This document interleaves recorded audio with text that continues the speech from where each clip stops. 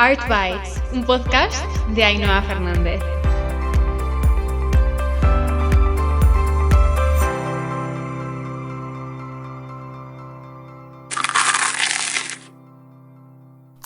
Hola a todos, ¿qué tal estáis? Bienvenidos a un nuevo episodio de Art Bites.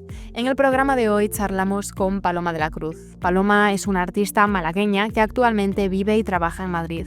Formada en Bellas Artes y en el Máster de Producción Artística Interdisciplinar de la Universidad de Málaga, actualmente es doctoranda en la Universidad del País Vasco. Su trabajo se centra en el barro como material ancestral, en el encaje como recurso capaz de erotizar los espacios y en la exploración del cuerpo a través de pliegues y volúmenes, diluyendo las fronteras entre lo público y lo privado. Ha presentado exposiciones en espacios como el Museo Moreno Galván de Sevilla, el CAC de Málaga, el C3A de Córdoba o la Fundación Valentín de Madariaga en Sevilla, entre muchos otros. Paloma ha estado presente en ferias como Arco Madrid junto a la Galería T20, con la que lleva años trabajando, Arco Lisboa, Estampa o Cerartmic, entre otras, y ha estado becada en residencias artísticas en lugares tan diversos como la Casa Velázquez, la Térmica o la Bienal con Textil en Oporto. Sus obras forman parte de colecciones como la de DKV o el CAC de Málaga, así que, sin más dilación, pasamos a hablar con ella para descubrir más.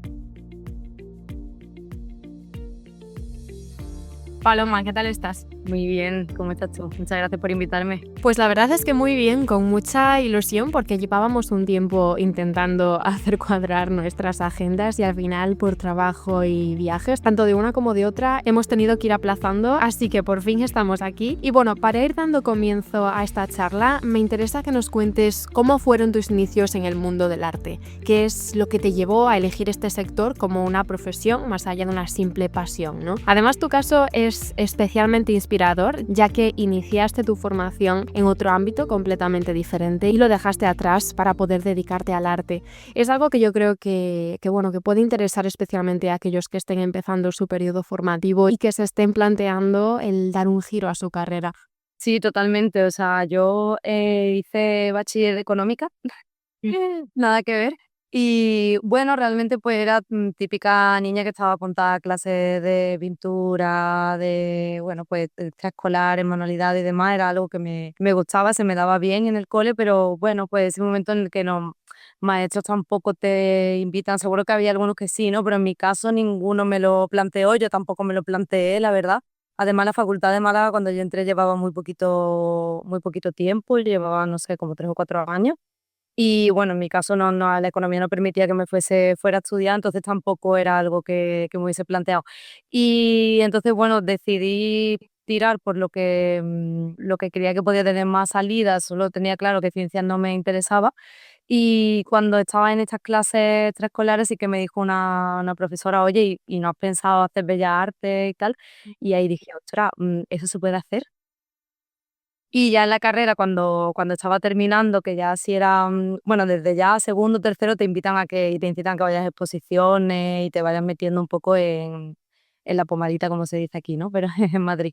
Pero sí es verdad que en esos momentos, sobre todo ya al final de carrera, cuando empiezas con un proyecto ya más personal y ves que sí que es algo que te interesa de verdad y a lo que quieres dedicarte, todo tu tiempo plenamente, y vi las posibilidades que había y sí fue cuando dije: "Vale, esto era". Totalmente. Y hay una cosa que tú has mencionado a la que yo siempre le doy mucha importancia, y es que en carreras como Bellas Artes, en carreras artísticas y creativas, y sobre todo cuando nos referimos a la praxis, los 2 últimos años de carrera, al final de ese periodo formativo, ¿no?, resultan completamente decisivos, porque es cuando se te plantea por primera vez el tener acceso a un pequeño espacio expositivo en el que poder mostrar tu obra, el público empieza a entrar en contacto con ella y comienza ese momento en el que por fin tu creación, tu obra sale del estudio, sale de la intimidad y se enfrenta al exterior. Se empiezan a generar esas primeras relaciones con potenciales clientes que hasta entonces eran completamente desconocidas. Y bueno, yo creo que es el momento en que tu cabeza hace clic y dices, pues bueno, pues igual sí que puedo dedicarme a esto, igual esto sí que es una verdadera salida. Sí, totalmente. Y hablando de esas primeras veces, ¿recuerdas cómo fue el primer contacto con el barro, ¿no?, que es un material muy presente en tu obra y sobre todo que te hizo decidir que ese sería tu medio de expresión inicial y tu manera de relacionarte con la tridimensionalidad? Pues el primero yo creo que es el que tiene más o menos todo el mundo, que es hacer un busto, que ahí pues la verdad no me interesaba mucho, era un mero ejercicio de clase y ya está, por eso digamos que no le presté mayor atención, ¿no?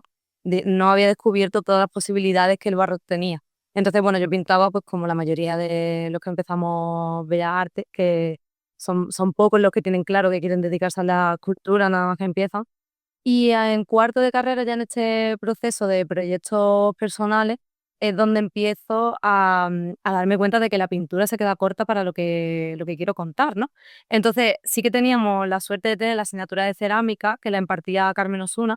Yo no la cogí. O sea, yo en mi, en mi expediente no está cerámica. O sea, otra vez de nuevo ahí con lo académico errando, pero bueno, al final no pasa nada porque la vida te lleva para donde te tiene que llevar. Entonces sí que uno de mis profesores, Carlos Miranda, me dijo, oye, ¿y por qué no pruebas, no sé, vete a la clase de cerámica? No solo porque fuese cerámica, sino porque Carmen maneja mucho de escultura en general y te puede guiar seguramente para ver qué medio te interesa más. Y yo cuando fui y vi lo que estaban haciendo en cerámica, o sea, de repente dije, ah, joder, que se puede hacer todo esto. Entonces le pedí que si me podía quedar de oyente en las clases y nada, a partir de ahí fue, digamos, amor absoluto, ¿no? O sea, encontrar totalmente el medio con el que me quería expresar.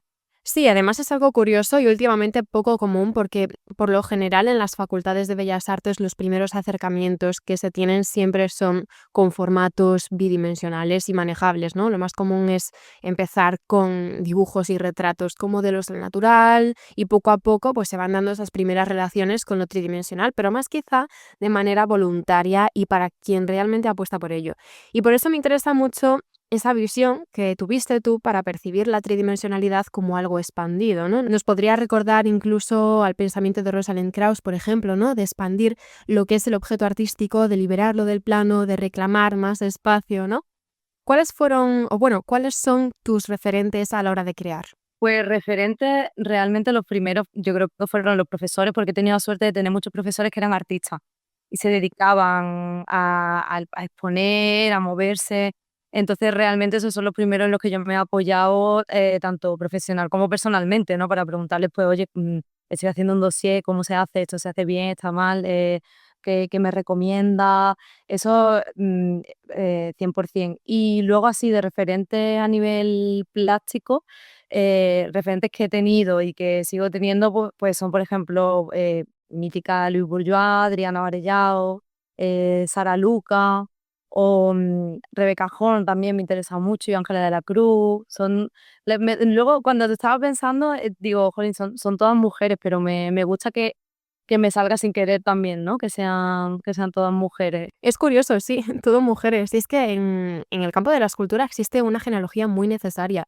Y me gustaría preguntarte, además de estas influencias que tienen un peso visible en tu trabajo, me imagino que estará muy presente para ti a la hora de conceptualizar y materializar tu obra la influencia de los diferentes lugares en los que has tenido la oportunidad de trabajar gracias a becas, a residencias artísticas, ¿no? Has trabajado en países como Marruecos, Portugal o México, entre muchos otros, y me interesa saber cómo cada uno de ellos se ha ido instalando en tu obra de una manera u otra. A mí la residencia me parece lo más estimulante, porque al final, cuando siempre tienes las mismas referencias, pues al final terminas haciendo un poco lo mismo, ¿no? Y son estímulos que siempre han aportado algo a mi obra. Por ejemplo, en Marruecos fue donde empecé a trabajar con la rafia. En Portugal, pues incorporé el azul, o sea, es algo más formal, ¿no? No tan, digamos, de proceso, no tan procesual, pero sí que me interesó pues el cómo los azulejos allí están desencajados, ¿no? Que no encajan formalmente, también me interesaba mucho, ¿no? Como surgía ahí pues otro tipo de diálogo, ¿no? Y tanto con la obra como con el entorno, como con lo arquitectónico, ¿no? O sea, a mí que me interesa esto tanto, pues me pareció súper estimulante. O luego en México, por ejemplo, pues inspirarme de la deidad del Quetzalcóatl, que es la serpiente emplumada, para hacer toda esta especie como de escamas que voy cosiendo y que se genera como una especie también como de armadura. O sea, son obras que si yo no hubiese estado en esos sitios, no hubiese realizado. Y luego también la sinergia con los compañeros. O sea, el conocer gente que viene de otros sitios, ver sus modos de hacer, sus modos de pensar tan diferentes, yo creo que eso es, vamos, para mí es súper importante. Mm, Totalmente. Sí, yo creo que eso es lo que hace que en tu obra se instale no solo una estética local, sino que también la sensibilidad que tú percibes al vivir, ¿no? Y convivir también con las personas de esos entornos tan diferentes, ¿no? Me interesa profundizar contigo en uno de los aspectos que más me llama la atención de tu obra y es la manera en que introduces contrastes, como por ejemplo puede ser lo duro y lo frágil, la carne y la cerámica. Hablas mucho de la relación de la materia con el cuerpo, ¿no? Lo íntimo y lo monumental. Y son cosas, son dualidades que incluso podríamos equiparar a nuestra vida cotidiana, ¿no? Cuéntanos un poco más sobre esto. Pues yo siempre digo que a mí me interesa mucho convertir espacios neutros en cuerpos habitables. O sea, el hecho del transitar, del hacer que el cuerpo se mueva de una manera determinada a través de la obra Ujú. y la importancia que tuvo para mí descubrir, como te he dicho antes, la cerámica, porque es que era, o sea, yo veía, digo, esto es amasar carne. O sea, yo corto literal el barro con el cuchillo, lo amaso con un rodillo, o sea, es como un contacto directo y luego dejar la huella, ¿no? También, y lo físico de el peso que conllevan pues las pellas de barro, el tener que echarte tú encima, o incluso no solo el peso, sino también lo corpóreo a través de la masa, ¿no? Es decir, las piezas que hago suelen ser grandes, entonces el cómo las muevo, el cómo las cojo, el cómo me desenvuelvo con ellas, ¿no? Y entonces me interesa mucho esa relación cuerpo, escultura, espacio y arquitectura, con relación conmigo misma y al espectador también en el espacio. Por eso, por ejemplo, para mí es muy importante el saber en qué sitio voy a echar a las piezas o luego adaptar la pieza al espacio. O sea, tengo muchas piezas que se adaptan o que las he puesto en diferentes sitios de diferentes maneras. No todas tienen esa versatilidad, pero muchas de ellas sí. Sí, y además es algo que tiene mucha coherencia con tu relato artístico, el dejar la huella de lo corporal y muchas veces como espectadores, ¿no? Cuando nos acercamos a ver en detalle tu obra se percibe perfectamente la huella, el rastro que tú dejas. Y precisamente antes me contabas que tú no has tenido una formación inicial en cerámica, pero desde luego es algo completamente prescindible en este caso, porque precisamente lo bello en tu obra es esa cierta imperfección que también nos habla del proceso, del ensayo, de la prueba y error, del acto creativo del artista que está detrás manipulando y enfrentándose al objeto artístico. Y eso es algo que realmente aporta valor añadido, en mi opinión. Sí, para mí eso es súper importante y gracias por comentármelo porque realmente yo lo que intento con la cerámica es generar un lenguaje propio. O sea, yo siempre digo que yo no soy ceramista y que me parece un insulto al ceramista, que estudia muchos años para llegar a generar una técnica muy precisa, pero en mi caso es que no es que no busque la perfección, es que busco mi propio lenguaje. Claro. Por ejemplo, el esmalte sea más espeso, que se vea el barro crudo por detrás del esmalte, todas estas cuestiones, ¿no? Que creo que hacen que sean más personal. Totalmente. Y justo el mes pasado se inauguró tu primera exposición individual en México en la Galería Proyecto H. Cuéntanos cómo fue la experiencia, qué tal ha sido trabajar allí y cómo fue sobre todo la acogida del público respecto a tu obra. Pues la verdad que la acogida, bueno, en general en calidad humana brutal porque acogen increíble, o sea, la recepción fue muy buena, gustó muchísimo y yo me sentí muy cuidada también, ¿no? Por parte no solo de la galería, sino de las personas que venían a ver la obra, ¿no? También una cosa muy interesante y es que yo a la hora de trabajar, sin quererlo, lo que hice fue buscar puntos en común a través de lo artesanal, lo transgeneracional, ¿no? Me interesó mucho, aparte del Quetzalcóatl, porque tiene que ver, bueno, con esta idea de la serpiente que también muda la piel, ¿no? Que al final tiene que ver por eso, con la piel, con la herida, con la carne y demás. Me interesó mucho la figura de la tejedora de cintura, que son unas mujeres que se ponen un telar en la cintura, lo estiran pero con el propio cuerpo, estiran el textil y lo cosen. Entonces, ahí hice yo como una unión con cuestiones personales, pues de ver a mi madre y a mi abuela siempre cosiendo y cuestiones de este tipo que están presentes en mi obra y que me interesan. Entonces me pareció como bonito buscar esos puntos de unión para que estuviesen latentes en la exposición. Además, México tiene algo maravilloso, ¿no? Que es una relación súper viva con el ritual y lo corporal, ¿no? Un poco lo que me estás contando tú. Entonces, pues, no sé, pienso, por ejemplo, en la cerámica prehispánica, ¿no? E incluso la tradición popular del barro vidriado. Seguro que tu obra resonó por completo con las personas de allí, con el tipo de arte que están acostumbrados a ver porque dialogan una dimensión muy parecida, ¿no? Sí, incluso en el sentido del azulejo, ¿no? Que hay mucho azulejo de allí que viene de Talavera, entonces, bueno, que al final, pues normal, tenemos muchas raíces en común y me parecía como bonito que muchas veces hay muchos discursos más colonialistas, que bueno, que también está bien, ¿no? Que tiene que haber de todo, pero en mi caso me llamó más la atención los puntos en común, ¿no? Desde luego. Y ahora que hablábamos del trabajo con galerías, sabemos que además de desenvolverte en el ámbito privado, también trabajas con instituciones públicas. ¿Cómo es esta dualidad para ti? ¿Cómo es estar entre ambos caminos? ¿Y cuáles son, ¿no?, las principales diferencias que encuentras al trabajar con ambas? Pues mira, en principio te diría que lo burocrático, porque es verdad que aunque no queramos, hay una parte burocrática. Listos y papeles, exacto, sí. Cuando estás por una institución, aunque ya estés acostumbrado a trabajar de cierta manera y sabes que hay cosas que las tienes que hacer pues de manera ordenada, organizada y demás, siempre con una institución requiere un poquito más de burocracia. Es verdad que las instituciones, los espacios suelen ser más grandes que los de las galerías, entonces a mí esto me interesa porque me da lugar a poder hacer pues otro tipo de instalaciones, de proyectos y demás.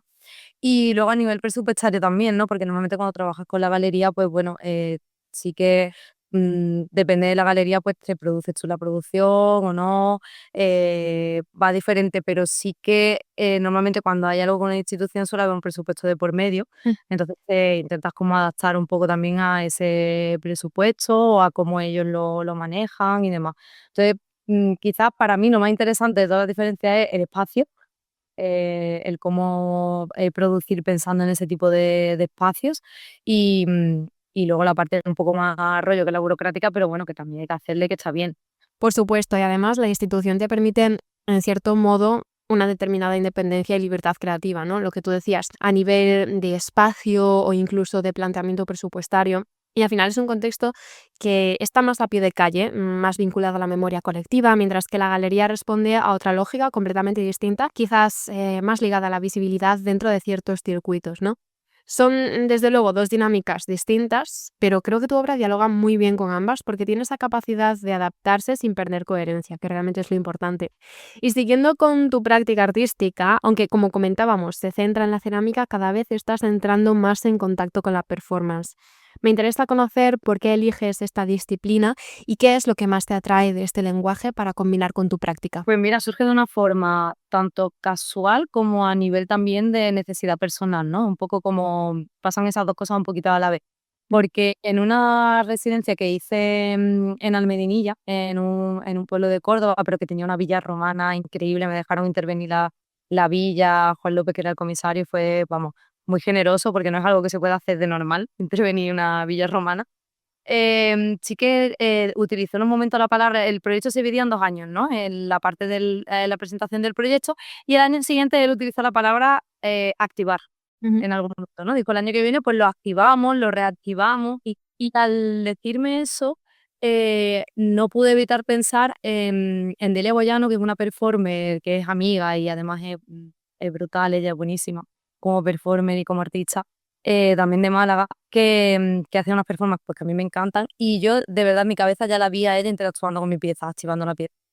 Y entonces, bueno, pues la invité, ella muy generosamente aceptó, y a partir de ahí después yo tenía justo una individual a los meses, mi primera individual en la Galería T20, con un proyecto muy personal que se llamaba Nadie sabe lo que puede un cuerpo, y le dije, Delia, yo aquí siento que tengo que poner el cuerpo yo, pero pues, me siento un poco pues con respeto hacia la performance, ¿no? Porque no es mi ámbito, no es la parte a la que he dedicado la mayor parte de mi estudio y bueno, y quería hacer algo digno. Entonces le propuse volver a colaborar en el sentido de que yo le contaba de qué iba el proyecto y ella me proponía una performance para dirigirla a ella, grabarla a ella y demás. Y a partir de ahí, gracias a la generosidad de Delia, y por eso digo también, me encanta colaborar también, pero también se tiene que dar que haya una persona, pues, tan Claro. tan creativa como ella, ¿no? Porque totalmente, porque ella, me ha enseñado cómo generar las performances, los guiones, luego hicimos otra performance juntas, las dos, estuvimos ensayando, ella la dirigió entera, lo grabó, entonces he aprendido muchísimo de ella y gracias al amor que le tiene ella a la performance, pues me he enamorado yo también, ¿no? Y bueno, y lo he sentido una necesidad. Me gusta porque ha salido de manera muy natural.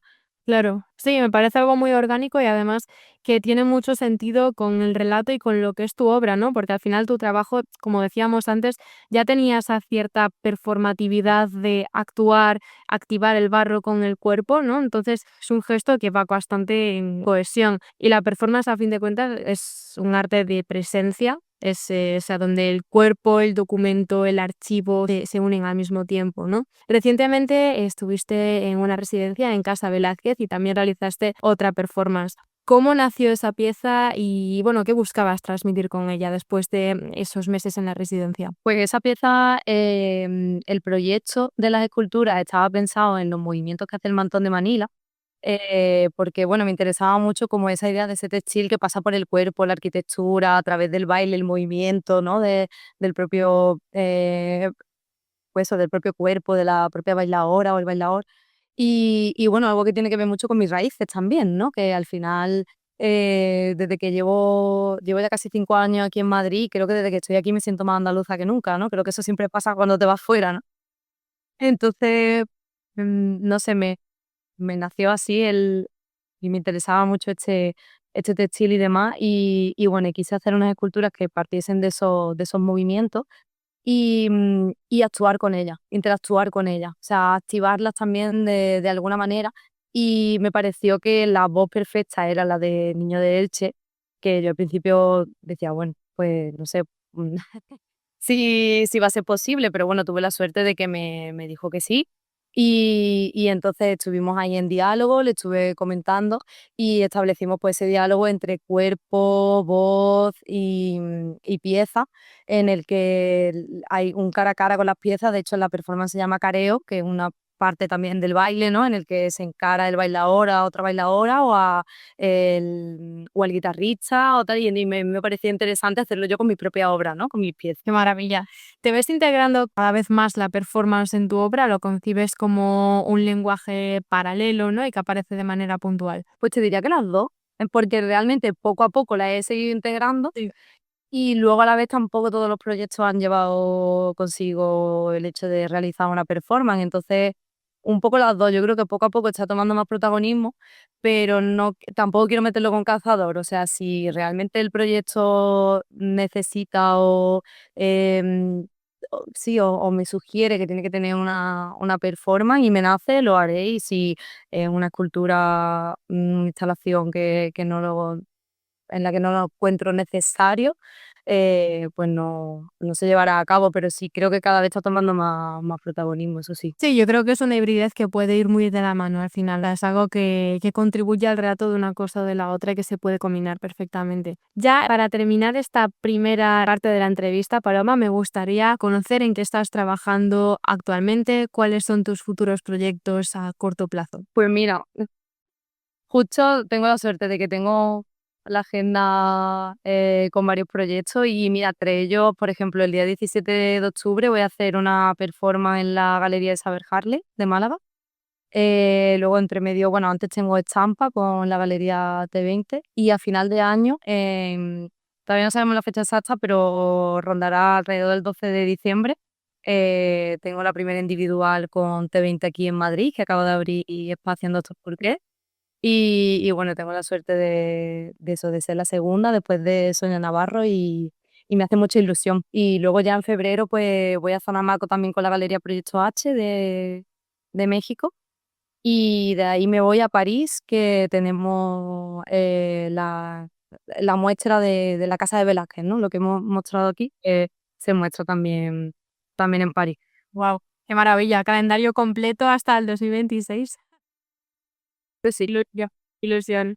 Vamos a seguir con la segunda parte de la entrevista, que es una ronda de preguntas rápidas que suelo hacer para conocer más a los artistas, en las que hacemos recomendaciones culturales que a los oyentes pues también le interesa conocer. Así que me gustaría saber una obra de arte o una pieza a la que recurras frecuentemente. ¿Cuál es esa obra predilecta que tienes, favorita o que te inspire de alguna manera especial? Pues mira, ya lo he nombrado antes, pero es que mi artista favorito, yo creo que si la gente ve mi trabajo y ve la de ella también, lo pilla perfectamente. Adriana Varellao, cualquiera de sus piezas, estas que tiene de los azulejos con la carne, me vuelven loca, la verdad. O sea, además he tenido la suerte de ver varias de ellas en directo y me parecen impresionantes. Qué maravilla. ¿Una ciudad o un país que te guste para disfrutar del arte? Uy, a ver, pues disfruto mucho Madrid porque vivo aquí, pero me sorprendió mucho Berlín. Me gustó mucho, estuve hace un par de años por primera vez y bueno, sitios tipo la Coney Gallery, que parece más un museo que una galería, que es brutal. Y todo el contexto de galería, de centros de arte, incluso espacios alternativos, artistas que conozco que están trabajando allí y creo que se nota la diferencia, ¿no? De vivir en ese rodeados, ¿no? De ese otro tipo de contexto y demás. Me pareció muy interesante, volvería. A mí lo que me interesa de Berlín es que es una ciudad que siempre está viva porque sigue espejando de alguna manera esa esencia de artistas jóvenes, generalmente de otros países, que se van allí para desarrollar su carrera artística. Entonces, eso al final deriva siempre en nuevos espacios, lugares alternativos por toda la ciudad que ayudan a conservar y transmitir esa esencia, ¿no? Y bueno, Madrid por su parte se está convirtiendo en algo similar en el sentido de que cada vez se está consolidando más como el lugar de referencia en España en el sector artístico y me parece siempre una buena apuesta. En tu caso te mudaste a Madrid hace unos años desde Málaga. ¿Qué fue lo que te impulsó? ¿Cómo tomaste esa decisión? Pues sentía que ya en Málaga, no sé, como que no hacía más nada. No es que, o sea, Málaga me ha nutrido muchísimo y me ha dado muchísimas oportunidades porque allí hay contexto y hay posibilidades y hay becas, que hay ciudades en las que ni eso, ¿no? Entonces me siento más afortunada porque me abrió muchas puertas. Pero sí es verdad que yo es que, claro, yo venía a Madrid, pues mínimo 1 o 2 veces al año, mínimo para Arcos. Y claro, yo decía: pero es que todo lo que hay aquí, o sea, es que yo necesito esto, pero todos los días".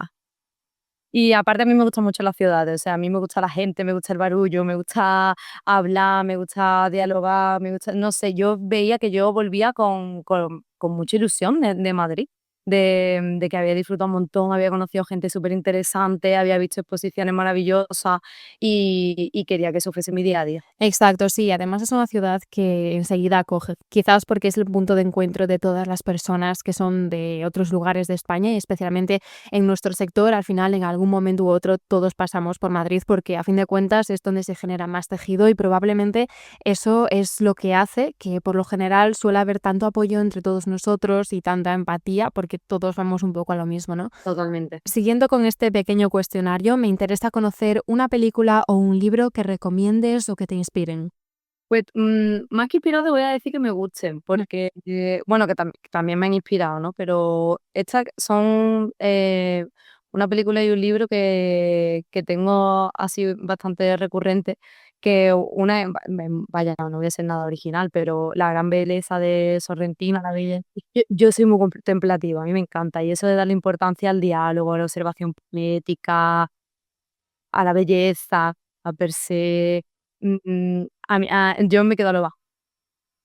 Me me parece muy, no sé, estimulante. Y por otro lado, de libro, creo que lo comenté hace unos meses en otra entrevista y me voy a repetir, pero es que, me he leído alguno más y este sigue siendo el que más me ha interesado, que se llama La casa de la memoria rota, de Juan Rivera Arroyo.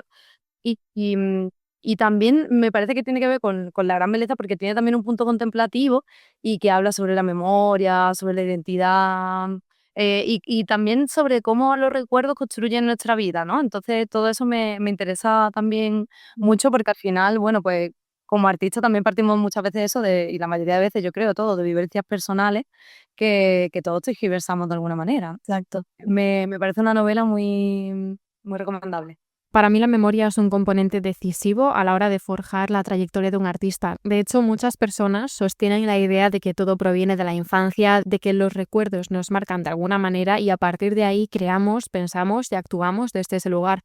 Y en ese sentido, todo lo que conforma nuestras experiencias, nuestro bagaje vital, influye profundamente en la manera en que plasmamos nuestras ideas o las conceptualizamos artísticamente, ¿no? Sí, totalmente. De hecho, a veces nacen de forma visceral, que ni siquiera lo haces conscientemente, ¿no? Y creo que cuando pasan esas cosas es un poquito hasta mágico. Totalmente. Ujú.